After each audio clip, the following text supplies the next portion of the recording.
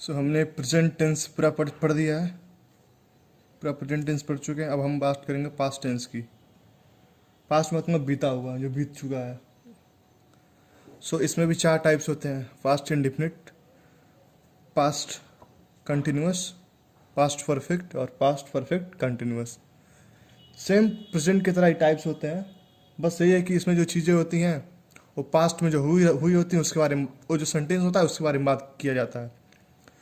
तो कभी भी जब भी कोई सेंटेंस बोलना हो, अगर वो पास्ट में हुआ हो तो कैसे यूज करेंगे इसको, उस सेंटेंस को इंग्लिश में कैसे बोलेंगे, वही इसमें देखते हैं।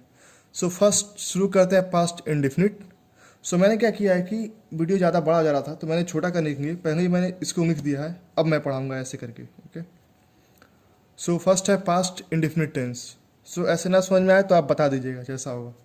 सो पास्ट इंडिफिनिट टेंस, सो इन वाक्यों के अंत में आया है, आया, गया, रोया, सोया ऐसे आते हैं, मतलब या था, ई थी, ए थे इत्यादि आते हैं।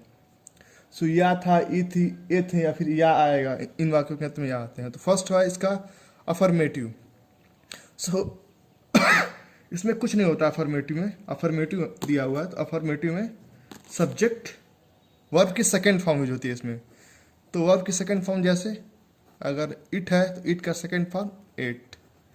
सो इसमें वर्ब की सेकेंड फॉर्म यूज करते हैं, उसको डायरेक्ट ऑब्जेक्ट। जैसे उदाहरण देखिए, उसने उसे एक पत्र लिखा। सो ही राइट का सेकेंड फॉर्म, राइट का second form wrote. He wrote a letter to her, object. Okay, same negative में, बट निगेटिव में क्या होता है, इसमें जो वर्ब सब्जेक्ट के साथ डिड जुड़ता है।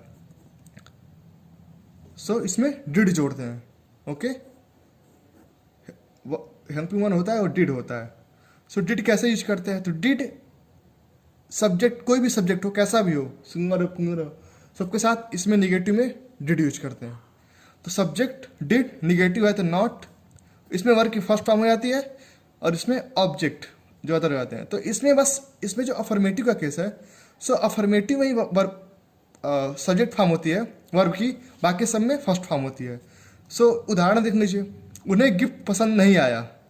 सो they did not like the gift, यहाँ हेल्पिंग वर्ब यूज करेंगे। ओके, इंटरोगेटिव में नियम देखिए, क्वेश्चन वर्ड होता है, फिर डिड होता है, फिर सब्जेक्ट होता है, फिर वर्ब की फर्स्ट फॉर्म होता है, फिर ऑब्जेक्ट होता है। सो इसका उदाहरण के तौर पे देखिए, वे अपने घर से क्यों, वे अपने घर से क्यों शिफ्ट हुए, वे अपने घर से क्यों शिफ्ट हुए। So why did they shift from their house. So इसमें मैंने बताया था पहले कि अगर क्वेश्चन जो होता है अगर बीच में पूछा जाए तो उसका जो मीनिंग होता है यहाँ लिखते हैं। अगर क्वेश्चन यहाँ पूछा जाता है तो डायरेक्ट यहाँ पे हम डिड से शुरू करते हैं। ओके, पिछले वीडियो में देख लीजिए, नहीं समझ में आया तो प्रेजेंट टेंस में मैंने पढ़ाया था कैसे यूज करते हैं इंटरोगेटिव को। सो ये रहा, जो सिंपल है, कुछ नहीं है। पास्ट इंडिफिनिट का क्या होता है, वाक्यों के अंत में या, ई, या था, ई थी या फिर या, ई, ये आते हैं। और अफर्मेटिव में सब्जेक्ट के साथ वर्ब की सेकंड फॉर्म यूज करते हैं और बाकी सब में वर्ब की फर्स्ट फॉर्म यूज करते हैं। ओके, अब इसका जो लास्ट पार्ट होता है इंटरोगेटिव निगेटिव। सो इंटरोगेटिव निगेटिव में क्या कहते हैं, क्वेश्चन मार्क होता है, फिर डिड होता है, सब्जेक्ट होता है और निगेटिव भी आएगा इंटरोगेटिव के साथ साथ। सो नॉट हो जाएगा, वर्ब की फर्स्ट फॉर्म, ऑब्जेक्ट सेम जैसे यूज किए। और इसमें क्वेश्चन मार्क काफी बच्चे छोड़ दे रहे हैं, तो क्वेश्चन मार्क मत छोड़िए, question mark is the most important thing. Okay, so उदाहरण देखिए, क्या उसने रात का खाना पसंद नहीं आया, क्या उसे रात का खाना पसंद नहीं आया। Did she not like dinner, रात का खाना dinner. So did she not like, अब यहाँ पे देखिए क्वेश्चन में पहले पूछा गया, जब क्वेश्चन पहले पूछा जाए तो डिड से शुरू करिए, जो हेल्पिंग वर्ब होता है उससे शुरू होता है। ठीक है, अब बात करते हैं पास्ट कंटिन्यूअस टेंस की। सो प्रेजेंट कंटिन्यूअस में हमने देखा था कि वाक्यों के अंत में रहा है, रही है, रहे हैं इत्यादि आते हैं। सो पास्ट कंटिन्यूअस में क्या आता है, रहा था, रही थी, रहे थे इत्यादि आते हैं। सो इसका अफर्मेटिव देखिए, इसमें क्या होता है, हेल्पिंग वर्ब वाज या वर होता है। तो जितने भी सिंगुलर होते हैं उसके साथ वाज यूज करते हैं और जितने भी प्लूरल होते हैं उसके साथ हम वर यूज करते हैं। तो इसमें कोई कुछ नहीं है इधर उधर का, सिंपल जहां जहां सिंगुलर दिखे, जैसे आई, ही, सी, इट, ऐसे जो किसी का नाम हो गया, सिंगल पर्सन का नाम राम, श्याम, तो ऐसे जब आएंगे तो हम वाज यूज करेंगे, और बाकी जब प्लूरल आ जाएंगे, मतलब एक से ज़्यादा आ जाएंगे, दो या दो से ज़्यादा आएंगे, तो हम वर यूज करेंगे। सो देखिए, सब्जेक्ट हेल्पिंग वर्ब वाज या वर, वर्ब की फर्स्ट फॉर्म और आईएनजी होता है, कंटिन्यूअस में आईएनजी यूज करते हैं, फिर ऑब्जेक्ट हो जाता है। सो वे प्रोजेक्ट पर काम कर रहे थे, सो कर रहे थे आ गया। So they were working on the project, they क्यों यूज किया, क्योंकि वे मतलब कई सारे लोग हो सकते हैं, 4 से 5 हो सकते हैं, कितने भी हो सकते हैं। सो दे के साथ वर, प्लूरल आ गया तो वर यूज करेंगे। सेम निगेटिव में क्या होता है, हेल्पिंग वर्ब के बाद नॉट आ जाता है, subject was were plus not plus verb की फर्स्ट फॉर्म आईएनजी और ऑब्जेक्ट। ओके, सिंपल है। सो वे बाहर नहीं जा रहे थे, वे बाहर नहीं जा रहे थे, दे फिर आ गया, दे वर नॉट गोइंग आउट, बाहर जाना आउट। मैंने थोड़ा स्पीड तेज कर दिया है, सो इसलिए किया क्योंकि पिछला जो वीडियो था काफ़ी टाइम ले रहा था पढ़ाने में। सो ऐसे करेंगे थोड़ा सा फास्ट खत्म हो जाएगा, और आप सब होमवर्क किया करिए जितना होमवर्क दिया जा रहा है। सो इंटरोगेटिव सेंटेंस में क्या आता है, क्वेश्चन वर्ड, यहाँ जो भी क्वेश्चन पूछा जाएगा, वाज या वर, वाज या वर के साथ सब्जेक्ट, देन वर्ब की फर्स्ट फॉर्म आईएनजी और ऑब्जेक्ट। सो क्या वह उनके साथ पार्टी में जा रही थी, तो क्या यानी क्वेश्चन पहले पूछ दिया गया, तो इस यहाँ पे हेल्पिंग वर्ब यूज जाएगा। तो वह, ही या सी सिंगुलर है तो इसके साथ वाज यूज करेंगे, तो was she accompanying them to the party. Accompanying क्या होता है, कंपनी देना, एकम्पनिंग मतलब साथ में जाना है, कंपनी देना है किसी के साथ, हम उसके साथ जा रहे हैं तो हम उसको कंपनी दे रहे हैं, पार्टी में जा रहे हैं तो कंपनी दे रहे हैं। सो एकम्पनिंग, यहाँ पे एकम्पनिंग यूज करेंगे, तो was she accompanying them to the party. Interrogative negative की बात करते हैं, तो इसमें भी सेम क्वेश्चन वर्ड, क्वेश्चन पूछा जाएगा, वाज वर, और इसमें सब्जेक्ट के बाद नॉट यूज होता है, सब्जेक्ट के बाद नॉट यूज होता है, देन वर्ब की first form, then ING, then object. Okay, so उदाहरण देखिए इसका, वह घूमने के लिए क्यों नहीं जा रहा, अब मतलब क्वेश्चन मार्क बीच में आ गया, यानी क्वेश्चन बीच में पूछा गया। जब क्वेश्चन बीच में पूछा जाए तो इसका मीनिंग यहाँ लिखा है, तो वाई वाज, वाज या वर में से was he subject, then not going ING form for his walks, question mark is most important. So मैंने पढ़ाया आपको पास्ट कंटिन्यूअस टेंस। सो पास्ट कंटिन्यूअस में क्या यूज करते हैं, रहा था, रही थी, रहे थे, और इसमें क्या यूज होता है, वाज, जब सिंगुलर आए तो उसके साथ वाज यूज किया करिए, और जब प्लूरल आए तो उसके साथ वर यूज किया करिए। ओके, बस यही है, इसमें और कुछ नहीं है। ना समझ में आए दोबारा पूछ सकते हैं हमसे कभी भी कि ये समझ में नहीं आया, बता दीजिए। ओके, अब हम देखते हैं past perfect tense, third type of past tense. So इसमें क्या आता है, जैसे प्रेजेंट परफेक्ट टेंस में आता था चुका है, चुकी है, चुके हैं, अब इसमें क्या आता है, चुका था, चुकी थी, चुके थे, दिया था, ऐसे जब आए तो पास्ट परफेक्ट होता है। सो इसका देखिए अफर्मेटिव में क्या होता है, इसमें वर्ब की थर्ड फॉर्म यूज करते हैं, और क्या यूज करते हैं, हैड। जो हैड यूज होता है, जैसे डिड यूज किए थे, किसी भी सब्जेक्ट, कोई भी कैसा भी सब्जेक्ट हो, आइदर मे बी सिंगुलर और मे बी प्लूरल, उसके साथ डिड यूज किए थे। सेम तरीके से यहाँ कोई भी सब्जेक्ट हो उसके साथ हमेशा हम हैड यूज करते हैं और वर्ब की थर्ड फॉर्म यूज करते हैं। This is past perfect tense, helping verb is had and verb की थर्ड फॉर्म। तो subject, then had, then verb की थर्ड फॉर्म, देन ऑब्जेक्ट। अब उदाहरण के देखिए, बहुत ही कॉमन उदाहरण हर जगह दिया जाता है, डॉक्टर के आने से पहले ही मरीज का निधन हो चुका था, डॉक्टर के आने से पहले ही मरीज का निधन हो चुका था। सो द पेशेंट सब्जेक्ट, और यहाँ यूज करेंगे हैड, बाकी सब ऑब्जेक्ट है, और नहीं, और यहाँ पे पास का third form past. So the patient had passed away before the arrival of the doctor, and doctor के आने से पहले मरीज मर चुका था। निगेटिव, निगेटिव में सिर्फ जो हेल्पिंग में होता है हैड, उसके बाद नॉट जोड़ दिया करिए, तो सब्जेक्ट हैड, देन नॉट, फिर वर्ब की थर्ड फॉर्म। वर्ब की थर्ड फॉर्म कैसे होगा, ईट का third form, eat, ate, then eaten. Okay, so eat, ate, then eaten, तो इटन जो हो गया वो थर्ड फॉर्म हो गया। So subject plus had, then not, verb की third form, then object. So मैंने जो उदाहरण लिया है थोड़ा सा टफ लिया है कि आप समझ सकते हैं अच्छे से इसको। सो हमने अपने छात्रावास के कमरे को साफ नहीं किया था, हमने अपने छात्रावास के कमरे को साफ नहीं किया था। सो वी, हम, वी के साथ had, we had not cleaned our hostel room. Okay, we had not cleaned our hostel room. Interrogative में सिंपल क्वेश्चन आ जाएगा पहले, फिर हैड आ जाएगा, then subject, question had, then subject, then verb की थर्ड फॉर्म यहाँ भी यूज होगी ऑब्जेक्ट। सो इसमें परफेक्ट में हमेशा वर्ब की थर्ड फॉर्म यूज करते हैं, याद रखिएगा इसको। सो सब question mark, had, subject, verb की थर्ड फॉर्म, देन ऑब्जेक्ट। क्या उसने धूम्रपान छोड़ दिया है? नहीं करना चाहिए, गलत काम है, बस उदाहरण के लिए मैंने लिया है। क्या उसने धूम्रपान छोड़ दिया है? Had he quite smoking.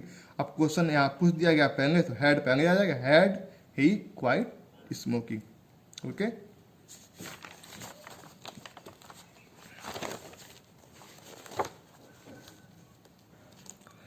अब देखिए इंटरोगेटिव निगेटिव में क्या होता है, इसमें भी सेम, बस इसमें नॉट आ जाएगा, सब्जेक्ट के बाद नॉट आ जाएगा, question, then had, then subject के बाद नॉट, देन वर्ब की third form, then object. So वह परीक्षा के लिए उपस्थित क्यों नहीं हुआ था? सो वह परीक्षा के लिए उपस्थित क्यों नहीं हुआ था?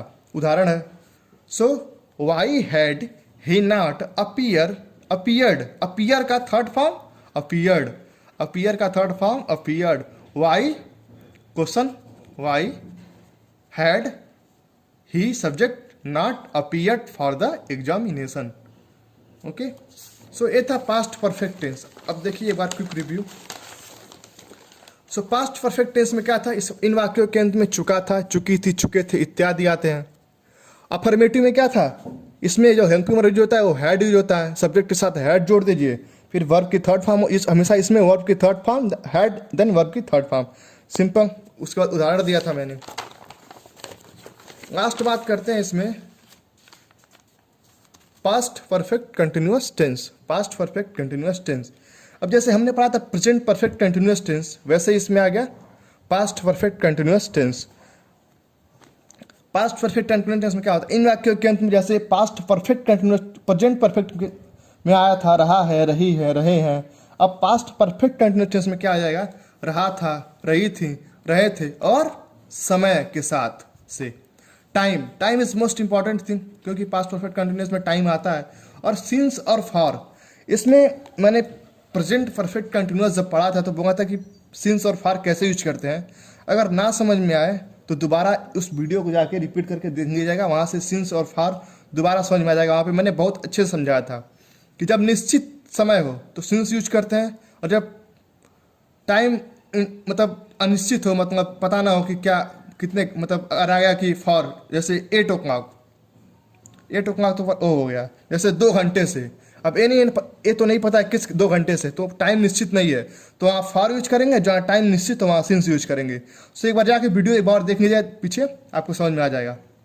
और इसमें हैड तो यूज होता ही है, और हैड के साथ बीन यूज होता है, जैसे हमने प्रेजेंट परफेक्ट कंटिन्यूअस टेंस में बीन यूज किया था, इसमें भी बीन यूज होगा।